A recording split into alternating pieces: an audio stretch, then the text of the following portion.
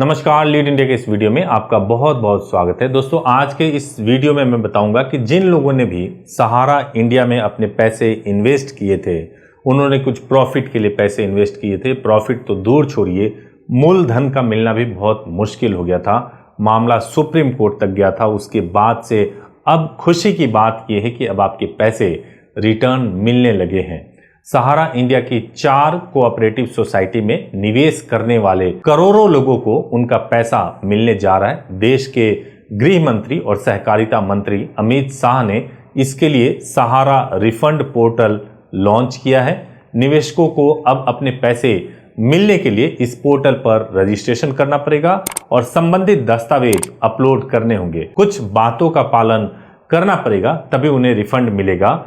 Refund के लिए apply करने से पहले जमाकर्ता, जो डिपॉजिट जिन लोगों ने किया था, उनको यह जान लेना चाहिए कि उनके पास क्या क्या डिटेल्स होने चाहिए। और पोर्टल का लिंक भी मैं आपको डिस्क्रिप्शन में दे दूंगा। उस डिस्क्रिप्शन में जो लिंक है उस पर क्लिक करके आप जा सकते हैं वेबसाइट पे और वहां जा करके अपने पूरे डिटेल्स को फिल कर सकते हैं। वैसे मैं बता दूं, MOC refund crcs.gov.in वेबसाइट का एड्रेस है, डिस्क्रिप्शन लिंक में है ये एड्रेस। आप आसानी से इसको क्लिक करके आप रिफंड के प्रोसेस को इनिशिएट कर सकते हैं। अब सबसे पहला सवाल ये है कि कौन रिफंड के लिए अप्लाई कर सकता है।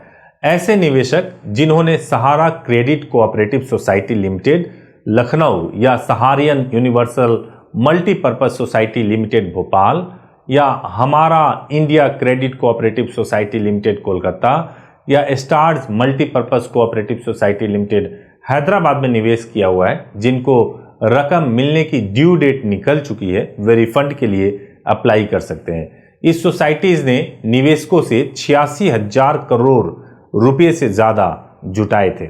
अब एक दूसरा सवाल है कि जमाकर्ता के पास क्या क्या ब्यौरा होना चाहिए ताकि उसे रिफंड मिल सके। तो मैं आपको बताऊं कि जमाकर्ता के पास सदस्यता संख्या, जमा खाता संख्या, आधार से जुड़ा मोबाइल नंबर, जमा प्रमाण पत्र, पासबुक होना चाहिए। यदि रिफंड की राशि 50,000 रुपये या उससे अधिक है तो पैन कार्ड नंबर भी होना चाहिए। अब सवाल है, यदि किसी के पास पैन कार्ड नहीं है तो क्या कर सकते हैं। ऐसे में जमाकर्ता को पैन कार्ड बनवाना होगा, वरना वह रिफंड के लिए अप्लाई नहीं कर सकता है। एक और सवाल है, क्या मोबाइल नंबर और बैंक अकाउंट का होना अनिवार्य है।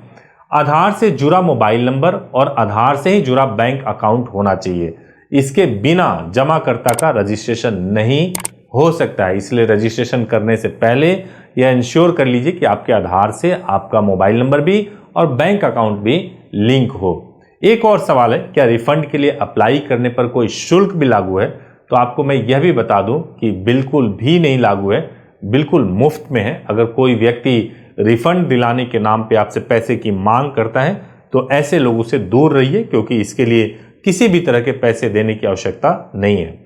एक और इंपॉर्टेंट बात है कि सहारा रिफंड के लिए रजिस्ट्रेशन कैसे करें। सबसे इंपॉर्टेंट है, सहारा में फंसा पैसा वापस पाने के लिए आपको रजिस्ट्रेशन करना होगा। इसके लिए कहीं भी आपको भाग दौड़ करने की जरूरत नहीं है। आप घर बैठे ऑनलाइन भी अप्लाई कर सकते हैं। यहां मैं आपको बताने जा रहा हूं कि पूरा प्रोसेस क्या है। आपके पास आधार से जुड़ा मोबाइल नंबर और आधार से जुड़ा खाता नंबर होना चाहिए। और सबसे पहले इन डिटेल्स के साथ में आपको जो मैंने डिस्क्रिप्शन में लिंक दिया है, आप उस लिंक पे चले जाइए, उस वेबसाइट पे चले जाइए, होम पेज पे चले जाइए। जैसे आप होम पेज पे जाएंगे तो आपको रजिस्ट्रेशन का एक ऑप्शन दिखेगा। मैं स्क्रीन पर भी आपको डिस्प्ले कर रहा हूं। ये रजिस्ट्रेशन का जो ऑप्शन दिख रहा है, आप इस पर जाकर के क्लिक कर दीजिए। फिर आधार से जुड़ा मोबाइल नंबर और खाता नंबर दर्ज कीजिए और जनरेट OTP पर क्लिक कीजिए। जैसे ही आप OTP पर क्लिक करेंगे और आपके फ़ोन में OTP रिसीव होगा, उसके बाद से OTP को सत्यापित कर लीजिए। OTP सत्यापित होते ही आपका आवेदन रजिस्टर्ड हो जाएगा। अब एक सवाल एक और आता है, क्या जमाकर्ता को एक ही क्लेम फॉर्म में सभी डिपॉजिट की डिटेल्स देना जरूरी है। तो ये भी बहुत इंटरेस्टिंग सवाल है। जमाकर्ता को सभी जमाओं की डिटेल एक ही क्लेम फॉर्म में जोड़ करके देना होगा। जमा प्रमाण पत्र या पासबुक की कॉपी भी अपलोड करनी होगी। एक और सवाल है, क्या जमाकर्ता क्लेम फॉर्म जमा करने के बाद उसमें किसी भी तरह का बदलाव कर सकते हैं। तो बिल्कुल नहीं कर सकते हैं। एक बार क्लेम फॉर्म जमा करने के बाद उसमें कोई बदलाव नहीं हो सकता, इसलिए एक बार में ही ठीक से फॉर्म को भरना जरूरी है। और एक आखिरी जो चीज आपको बताना है कि जमाकर्ता को कैसे पता चलेगा कि उसका फॉर्म सबमिट हो गया है। तो क्लेम फॉर्म और दूसरे दस्तावेज जमा करने के बाद पोर्टल पर एक रसीद संख्या दिखाई देगी और यह डिटेल आपके मोबाइल पर भी आ जाएगा। एक और लास्ट चीज आपको मैं बता दूं कि यह सारा प्रोसेस मैं कर लूंगा तो पैसा जो है वो कितने दिनों में मिल जाएगा। आपने जिस दिन ये सब कुछ डिटेल दिया होगा उसके बाद से अप्रूवल मिलेगा। अप्रूवल मिलने के बाद से 45 दिन के अंदर आपका जो राशि है, जो अमाउंट है, वो आपके खाते में क्रेडिट हो जाएगा। उम्मीद है कि सहारा इंडिया से जुड़े जो भी लोग जो लीगल चीज़ों में इंटरेस्ट रख रहे थे, अपने पैसे को वापस पाने के लिए बहुत सारी कोशिशें कर रहे थे, आपको इस इंफॉर्मेशन से लाभ मिलेगा।